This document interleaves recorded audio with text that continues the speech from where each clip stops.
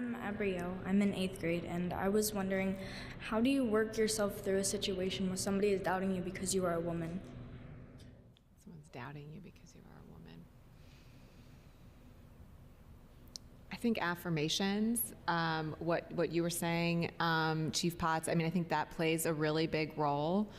And, you know, affirmations start with, it's not just a mantra about how to see the world, but it's a mantra of belief in yourself. So some of the, you know, the best affirmations that I use with myself, or I was talking about kind of that script I tell myself, is they're really personal, right?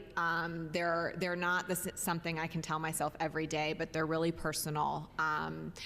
And when I'm feeling particularly like there's a particular challenge or someone's doubting me, especially because I'm a woman, although I can never see in their heads exactly why they're doubting me, they could be doubting me because they're jealous, right? I'm being a little facetious here, but you know, I mean, you can feel like maybe they're doubting me because I'm a woman, or you could feel like maybe they're doubting me because they know that I'm powerful, they know that I'm smart, they know that, right? And that's a kind of script, that's a kind of affirmation where it's about reorienting the problem to recognize your power in surmounting it. It's a bit of a nebulous answer, but I do think so much can come back to how we think about our approach to a problem. I think the affirmations are critically important. I had to do a kind of a self-painting with an organization that I'm on the board of. We had like a fun time of painting ourselves, and we were supposed to write affirmations, and the ones that came to me is, I am strong, I am blessed, and I am empowered. And so, you know, just say something simple like that every day to yourself, or when you're in a challenging situation or doubting yourself. And I will give you this advice, especially if it's in your face that you know it's because you're a woman. You confront that man, and you tell him what your accolades are. You tell him where you've been and what you bring to the table, and then he can either take it or leave it, but it's not going to stop you from doing the work that you're sent here to do. And so eventually, even those who doubt you will see your greatness. And so sometimes you have to confront it, and other times you just let your work speak for itself, and eventually they'll come around.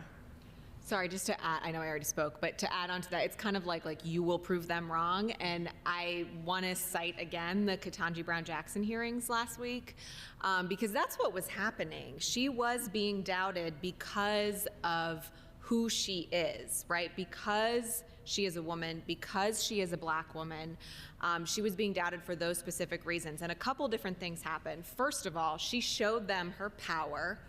She spoke powerfully. She proved how unquestionably qualified she is for the role of Supreme Court Justice. And what also happened is people surrounded her with their belief in her, right? So she found folks in the room that did believe in her, that were willing to come. Not that she needed rescued, but everyone needs an aid, right? Everyone needs help. Everyone needs fortified. And obviously Senator Cory Booker's speech will go down in history, I think, as one of really meeting someone where she needs you at that moment, where she needs fortified. So again, her hearings are on my mind and hold so many lessons, I think, for each of us in our own little daily lives. I think that everything that they've said, maybe a little twist, and it kind of, Dr. Dixon's earlier comments made me think of this. You know, I think we've kind of painted this as a male-female thing, but I'll tell you, sometimes the biggest challenges I've had in my career have been other women. And in particular, women who may be of a different generation than I am. And maybe, you know, had to come through things in a little bit of a different way than I did. And it goes back to Dr. Dixon's point, and you know, we're not lost here, we're at an all-girls school, right?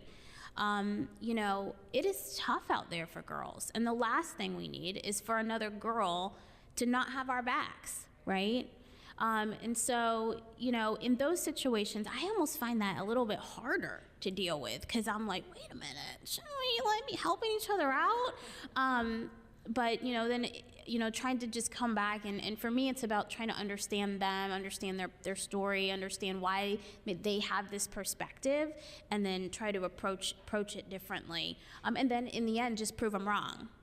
But, it isn't always a male-female thing. Sometimes it can be a girl-on-girl issue.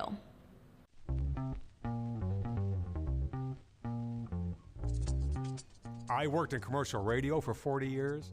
When I arrived in the Columbus market, WCBE was my go-to station when I was not producing another radio show for my employer. Don't tell them that. I volunteered my services. 9 years later, I find myself as the general manager for the station that I love, that is near and dear to me. My name's Mike Taylor, and I'm a radio broadcast specialist. That's what they're calling me these days. A lot of the artists we play will not be played on any other radio station in Central Ohio, maybe not even in the country. So when we find someone we like, we try to get them on the air. We try to get them into Studio A. My name is Allison Holm. I'm the afternoon news anchor and reporter, and I've been at WCBE for 25 years. We once had, when I was on doing the newscast, we had the monitor start smoking and catch on fire.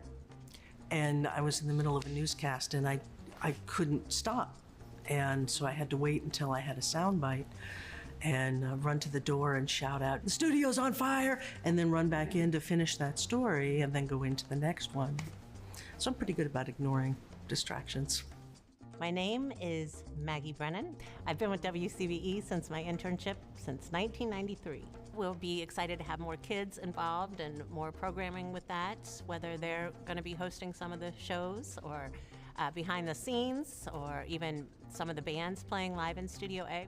It's a nice, wholesome place where you can see how the radio gets made. I've been involved with the station since I was a teenager. Around 14 years old was the first time that I went in and did any volunteer work for them.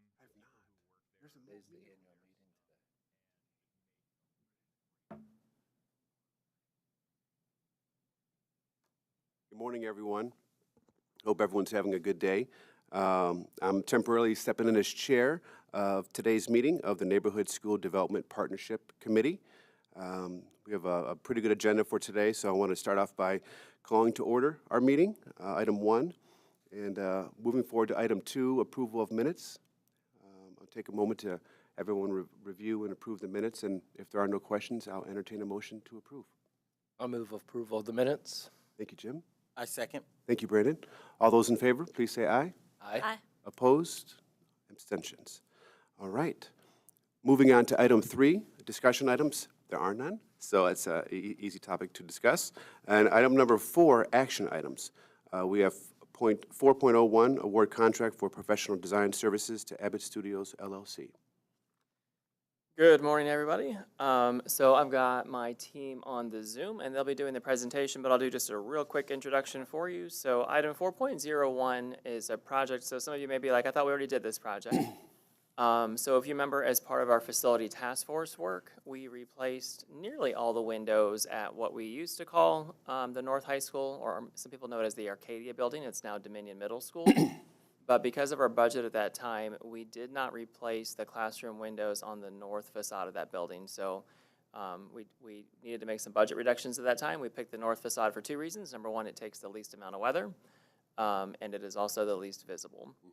It's also going to be the most difficult to access, which is unfortunate, but I don't know that that really changes the complexity of the project. But with additional funding, it is a project that we wanted to prioritize for a couple reasons. Number one, our opportunity to get windows that are going to match that building are going to be fairly limited. So while we are still relatively new with the windows that we've just replaced, we'd like to be able to get the rest of those windows replaced to match. And then obviously we replaced the windows in the building because they were not in particularly good condition. And those windows aren't in great condition either. So it's just a really good opportunity to kind of get the building kind of level set across the building, make it as equitable within the building, and we do have the funds available to do that. And so I'll let Lori present how we've come to this selection on a consultant for that work. Thanks.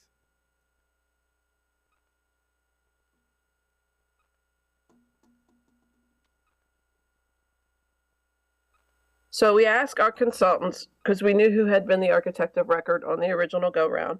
We asked them to submit a statement of qualification and a proposal.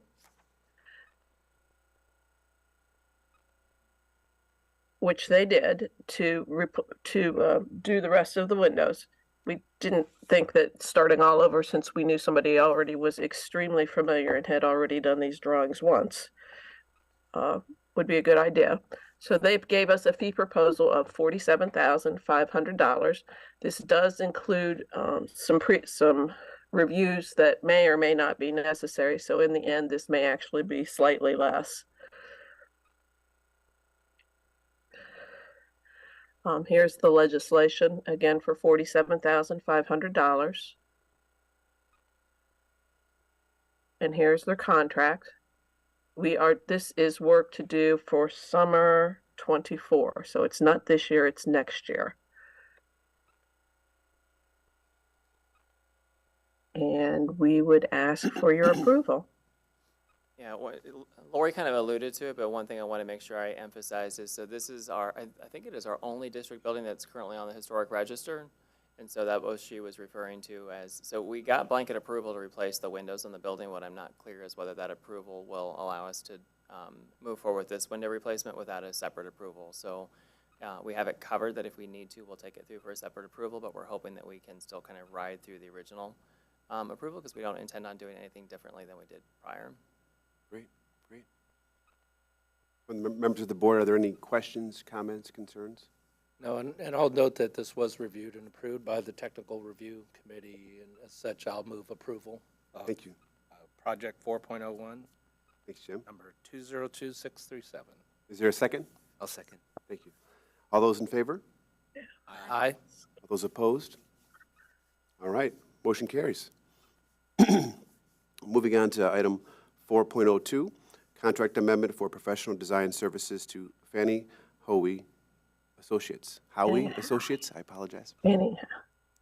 Got it, thank you. So again, just another quick intro, but Lori will do the presentation on this one.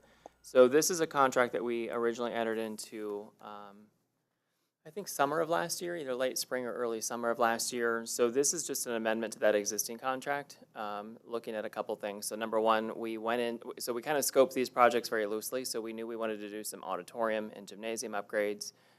We kind of scoped them based on what we knew based on the Ohio School Design Manual, but we didn't necessarily put specific scope to the projects. And so as we've worked through those projects, we've realized that number one, there is more to be done than we had originally intended necessarily.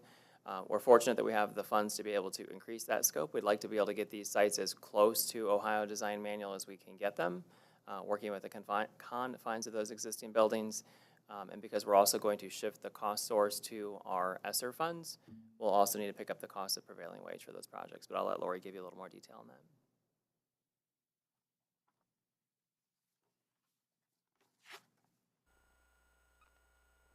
So Fannie and Howie is we're doing these upgrades in 4 schools. Westmore Middle School, which is getting upgrades to both its gymnasium and its auditorium. Gifted Academy, which is getting upgrades to its auditorium. Johnson Park is getting upgrades to its gymnasium. And Fort Hayes is getting upgrades to the big performing arts theater. This is Fannie and Howie's proposal. We have spent the last several months surveying these buildings and going through and talking to principals and staff and seeing what we need to upgrade. The proposed fee for everything is $246,175,000. This contract amendment is worth $93,175. This is the legislation. And we would ask for your approval. Yeah, I'll give you just a little more context. I know we've already gotten a fair number of questions, particularly from the buildings, asking like, when can we get these same kind of upgrades? And so, these are the very difficult decisions that we have to work through. And so we've not made them in isolation, so we've made them working with a team of our academic counterparts, number one, to prioritize. So very, very difficult because outside of the buildings that have already been renovated, I think I can safely say that pretty much all of our buildings need these same kinds of upgrades. I don't know that any one of them are in any particularly better condition than the next. We picked these buildings either because they are the most heavily used already and or because they've already received their HVAC upgrades. So I believe every one of these spaces already has air conditioning. And so they just have more potential to be used year-round now with these upgrades. So for auditoriums, it's going to be new seating. It'll be new runners, probably carpet down the aisles. It will be new stage curtains if the spaces need them. It could be new theatrical lighting, new sound systems, new audio-visual systems. So it really just gives us the opportunity to really leverage that investment we've already made. Because otherwise we've got nicely conditioned spaces that you have very limited ability to use, whether that's for a video presentation, a live presentation, and so we really just want to be able to maximize the use of these spaces. For the gymnasiums, it will be either refinishing, fixing gym floors if they can. If I don't think we have any gym floors that need replaced, potentially new seating, that telescopic seating you would see in a gymnasium. If it needs it, pads, dividing curtains, basketball backstops, scoreboards. Again, it's very nuts and bolts stuff, but it's we don't tend to replace on a schedule here at the district, and so it's really trying to get that life cycle renewal concept up and off the ground. And these are certainly projects that we hope we can replicate year over year over year until we get all of our facilities caught up. Yeah. Alex, I'm just curious, because we have a number of facilities that are in similar fashion, has there been thought of, or is there an approach where maybe there's a prioritization of list and maybe a criteria, so as funds become available that it's not just a very subjective approach, but maybe something that's a little bit more formal? So it's something we've talked about as kind of this initial phase, and I do think it's something we'll work towards so that every year we're not kind of starting over from scratch, right? We'll have our kind of hit list of, here's what we see as prioritization. Certainly you'll revisit from time to time, but exactly. Yeah, and I think even with the administrators, if they have an idea of what some of the prioritization criteria is, might help them make a better argument to us and to others about what they need done. Yeah, agreed. I think it's something that's sorely needed across all the, I don't know that anybody else cares about roof conditions than us. People know when the roof's leaking, but the things that people experience, the classroom environment. But everybody notices when they walk in and it's dripping on their head. Yeah, exactly. Yeah, they know when it's not, the temperature's not comfortable, but the things like furniture, classroom and conditions, auditoriums, gyms, I think we absolutely need to figure out a way to, it'd be best if we could kind of dashboard it. I think it would also nicely dovetail in with facility master plan and helping people understand why we prioritize one building versus another. Right. Yeah, for sure. Okay. Well, again, this project was reviewed by the Technical Review Committee, and it was approved. And so as such, I'll make a motion to approve the contract amendment for Fanning and Howie, project number 23007. Thank you, Jim. Is there a second to the motion? Second. Thank you so much. All right. All those in favor, please say aye. Aye. Opposed? Abstentions? Thank you so much. I appreciate it.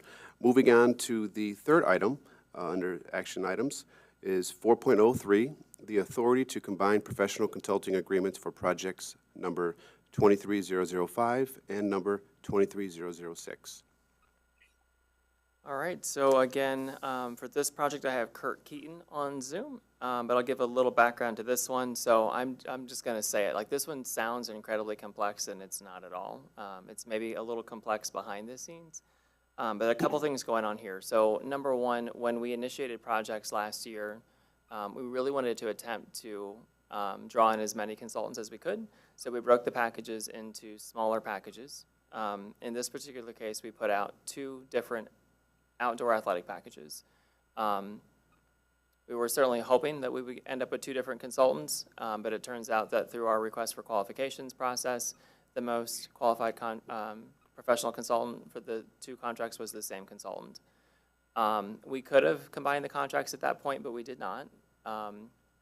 It made more sense at that time because the scope was separate. I also happened to have one additional project manager at that time who has since left the district. It was just easier to manage two separate contracts. But as we've moved through the work, the scope has actually become much more similar in the two contracts than we'd originally anticipated. And now that I've got one project manager managing the full contract, it just makes more sense to merge everything into one contract. So you're going to see a little bit of everything in this one where, from a procedural standpoint, we're recommending merging what is currently two. They are both architect of record contracts. So from a contract type, they are the same, but we're recommending merging it into one contract with one fee. And I'll let Kurt explain the rest of the differences from there. Thank you, Alex. All right, thank you. Good morning.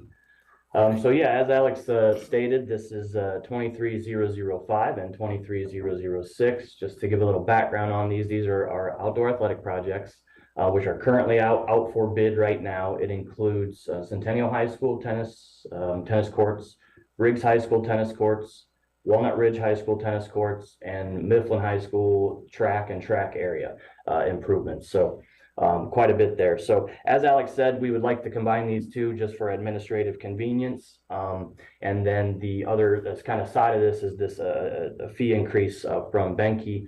So I'm going to kind of just talk through that with you guys a little bit there. So we were able, as we kind of progressed through these two projects kind of combining into one, we were able to add some additional funding codes, some ESSER 3 funding and some life cycle renewal funding, which allowed us to increase scope for these projects, which did increase our design fee.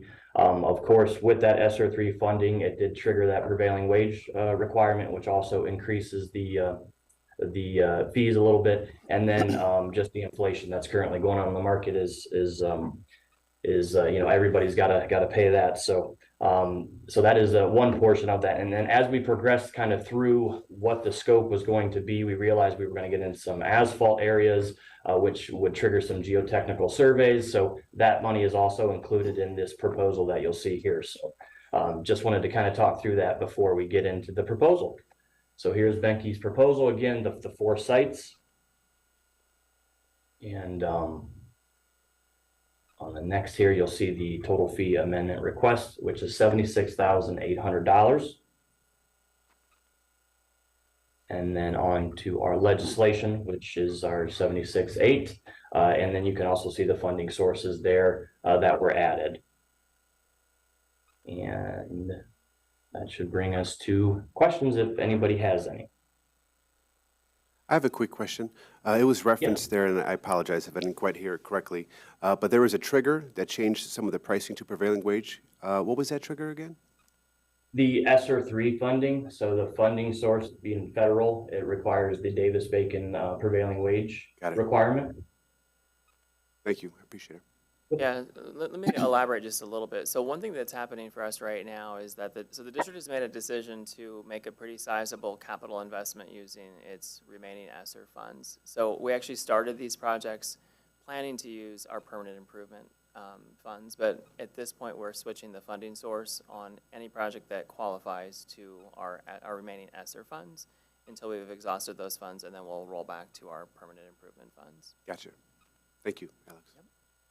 Are there any other questions on this item? No, and Kurt, I appreciate the more detailed discussion because that was one of the things at the technical review. It's like, well, when we combine and we see the bigger fee, we would hope we'd get a smaller reduction. So the explanation again on some of the other increases in scope and funding requirements was appreciated. So with that, the technical review committee did review this request and approved it. And as such, I would make a motion to accept the combination of, or combining both of the projects for projects number 23005 and 23006 into one. Wonderful. I have a motion to approve. Is there a second? Second. Thank you, Brandon. All right, all those in favor, please signify by saying aye. Aye. Aye. Opposed? Abstentions. Thank you so much. Moving on to the last item under the agenda action items is 4.04, the authority to purchase flooring installation services from Continental Office Furniture, number 206966. Thank you. So this will be our last item today, and Lori will be presenting that one. But again, just a little background on this one. So this particular project is at our North International, or it is now the International High School. We dropped the North, and Global Academy. So this is a project that we kicked off through the Facility Task Force. And one of the things that we started was some limited flooring replacement as part of the larger construction project. But just from a budget management standpoint, we did not include the remainder of the flooring in the project last summer. So we do have nearly enough residual funds in just our original facility task force budget to cover the cost of this project. So when Lori gets to the full legislation, you'll see that we've included multiple funding sources because as we're kind of closing down some contracts and seeing what our contingencies are. We may be just a little bit short to cover it from our original budget, but we have plenty of residual funds and other funds to cover it. But we're going to be pretty excited to get this project done this summer because I think this will really kind of be the icing on the cake to kind of give a nice visual appearance in this building that we'll basically have all the flooring in this building replaced at the completion of this project. And I'll let Lori give you the detail on this one. Thank you. Okay, thank you very much. Over the course of the last several years, we've been working to replace upgrade the finishes and replace flooring. We had originally replaced the main hallways as you came into the building, so we were going for give you a visual wow factor as we went in. At this point, we are picking up the rest of the corridors and all of the classrooms. We have gone state term schedule to Continental Office to get a price, and we worked with them to come up with a design. While LVT flooring is the majority of this work, they are doing some terrazzo refinishing for us while they're there in the restrooms and the kitchen. The number for this work that remains is $542,408.98. And these are legislation for that amount. They are getting 21% LED participation. And as you can see, here's their form telling us that and the approval from Terry.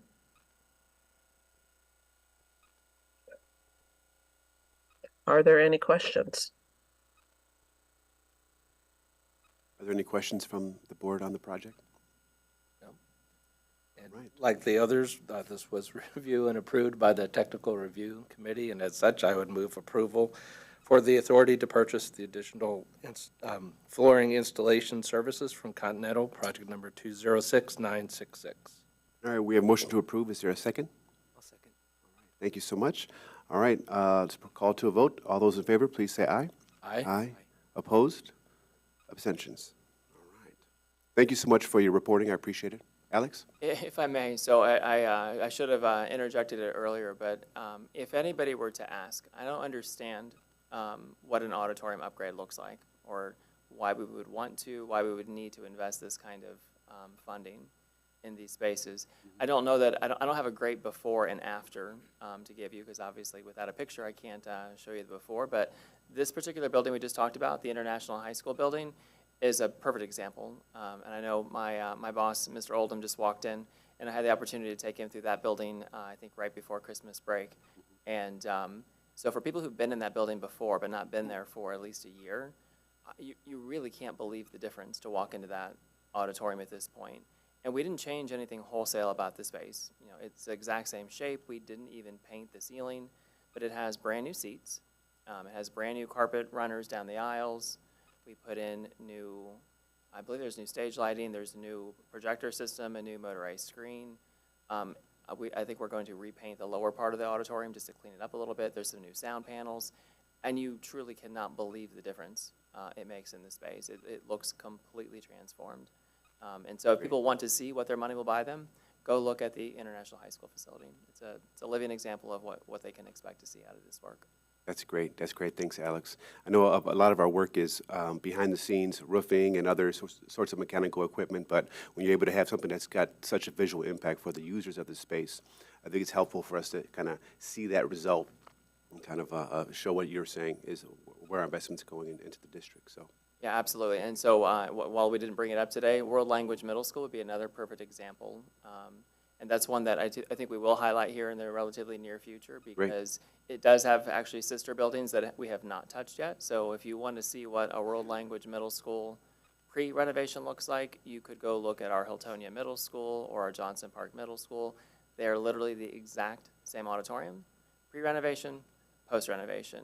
And like I said, if people don't believe the difference it can make, just go visit the buildings. Don't listen to me, just go look at them. That's great. Thanks, Alex. It's very transformative, so we're very pleased to have the funds to be able to make these improvements. That's great. It's always good to see the fruit of your labor, where Absolutely. the money's going, so appreciate that. Moving on in the agenda, number 5, Community Inclusion Report. There are no action items. Is there anyone from the Board of Education that would like to say a few words? Present? If not, anyone from the Superintendent's Office? Say a few words? Nope. Any old business that we'd like to discuss today? Any new business? Anything good for the order? And if not, do we need a motion to adjourn? Take a motion to adjourn? So moved. All right. Second, thank you. Thank you for the meeting. I think that concludes our meeting for today, 8:31. So good timing, guys. Have a great day. Thanks, everyone.